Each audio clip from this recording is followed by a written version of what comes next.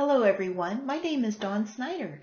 I'm the instructor for this class, and I put this presentation together to give you a brief overview of the course. Most of you probably came into the course with some idea about what it would be like to be a contractor or consultant, or you have a reason to explore the role. Everyone has some idea what it might be like. That's our starting point. In the 7 weeks we're together, we'll explore the myths and magic associated with the role. So what is consulting? Well, essentially, it's a platform for delivering your expertise. As we explore the role together, you'll learn that self-employment is quite different from working as an employee, and you'll learn what it takes to be successful. There's another definition that we should pay attention to, and that is the difference between contracting and consulting. So both contractors and consultants are independent workers, but if you nose around in the literature, you'll find that there are some differences. Contractors complete specific projects in a specific time frame, and they're typically brought in when the work is relatively defined. They may be working alone, or they may work as part of a team to complete the work. A consultant is brought in to recommend and/or to create a solution to a problem or opportunity. Now, a consultant's typically brought in before the work is defined and plays a role in defining that work. They're likely to work with the client stakeholder ecosystem to accomplish the goals, as opposed to perhaps a small team or report to an individual. Another difference between contractors and consultants is what they're typically valued for. A contractor, for example, could be contracted to provide e-learning development using specific software. In this case, the contractor's value is their ability to complete the work, possibly adding a specific skill set or perspective to the project team. Consulting is a little bit different. A consultant is usually valued for their ability to advise the client by taking ownership of the process, in other words, how the project will unfold, as well as providing subject matter expertise. For example, how do we prepare our workforce to support customers as we change our business paradigm? Another difference is how contractors and consultants typically engage with clients and projects. Contractors typically engage short-term, perhaps project by project, and they usually report to somebody who has responsibility for the project level outcomes, sometimes an individual contributor, sometimes a project manager. Whereas a consultant may have an engagement that varies in length. There may be a number of projects that need to be completed in order to reach the business outcomes. A consultant also owns their own role, and they tend to partner with someone who has responsibility for the organization level outcomes. So it's usually somebody who's placed relatively high in the organization. A consultant must be able to get results in the context of an organization's culture and environment, which means that the work they do is a little bit more custom than a piece that can be broken off and handed to somebody. I don't want you to get the idea that one role is somehow better or more worthy than the other. It's sort of a continuum, and both strategic and tactical work are important to complete projects. But contracting does tend to have a more tactical focus, and consulting is considered to have perhaps a more strategic focus. The information in this course applies to both. And forgive me, but going forward, I'll probably just call us all consultants. There are 3 main sets of competencies that consultants need in order to be successful.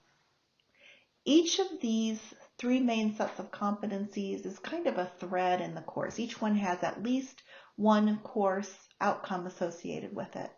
So the first of the 3 sets of competencies are the skills associated with managing the client relationship. And these are the skills that most of you think about. How do you interact with your client? How do you negotiate with your client? How do you get your message across to your client? In this class, we're going to be working with scenarios, and you'll be discussing the application of consulting skills to these typical contracting or consulting scenarios. Another set of skills important to being a contractor or consultant is the ability to manage a business. We have two course outcomes related to managing your business. One is just being able to describe what contractors and consultants must know and do to be successful in that role, including how being self-employed differs from traditional employment. The second thing we ask you to do in this class is to design a business using a strategic management template. This template helps you define some important infrastructure elements like what type of business you're running, as well as information about what it is that you're selling, who your customers are and what the market looks like, and some information about finances. The third set of competencies are the skills that you need to manage your work. So for this competency, you'll be creating a proposal that describes how you respond to a project, including defining what you're going to provide, the milestones and deliverables to provide that product or service, and what it's going to cost your client to engage with you. Let's spend a couple of minutes talking about the major assignments in this class. Let's start with the participation points. There are 40 participation points available to you, and you'll earn those through attending Zoom meetings and participating in discussion posts. Notice that there is a discussion every week in this class, and the discussions work like most discussions you've probably already experienced. You respond to a discussion prompt midweek, and for the rest of the week, your classmates have the opportunity to respond to your post. We also have 3 Zoom meetings, and these are just going to be lightly structured opportunities for us to get together, for you to explore any additional questions that you have or items that you would like more clarification on. And those meetings occur in week 2, week 4, and week 6. I know that things happen, so we do ask you to attend each Zoom meeting, but if for some reason you're not able to attend, there are instructions in the syllabus to what you must do to get a maximum of 3 of the 4 total points. Another major assignment due week 5 is the interview assignment. And I'm showing this beginning in week 1 because you're going to want to think about who you want to interview and begin to get on that person's schedule in order to complete the interview and the assignment by the week 5 deadline. What you're asked to do is find a contractor or consultant who does work like what you want to do and arrange to interview them for 30 to 45 minutes. I've given you a set of questions. Some are required, some are optional. You can customize these questions and choose the ones that you believe are the most relevant to what you want to learn going forward with contracting and consulting.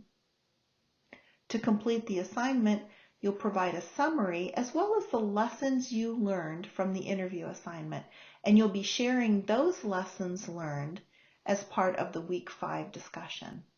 The interview assignment is worth 20 points. Another major assignment is the quiz. In week 3, you'll be able to take a quiz with 20 forced choice items that are randomized from a much larger test bank. You'll have 3 attempts to take the quiz, and you'll be given the highest score of your 3 attempts. The quiz will cover all of the content you've been exposed to in weeks 1, 2, and 3. So including the information from this orientation, information from the text, information from websites, and other articles that you've read. You want to pull out the main ideas and concepts and be prepared to show that you understand what they mean. The quiz is worth a total of 5 points. Our final assignment is the proposal assignment. Not surprisingly, we ask you to write a complete proposal as if you're presenting a project to a client. As part of the assignment, we ask you to look in your network, either among your classmates or outside in your professional network, to find some support, people who can offer you substantive feedback as you go about developing your proposal. We also ask you to show some of your behind-the-scenes work in Appendices. You're asked to show how you calculated your hourly rate, and you're also asked to show your project plan. That's the basis for scoping your project. The project begins in week 3 with you reporting on your support network, and we ask you to turn the project in week 6. This proposal project is worth 35 points. So to sum it up, together we're going to navigate what it takes to be a successful contractor or consultant. We're looking at those 3 areas of competencies and building a strong infrastructure so that when you leave this class, you have a very good sense of what it would take to succeed and what your next steps would be. I'll be as available to you as I can to answer questions or address any concerns that you have, and I look forward to working with you.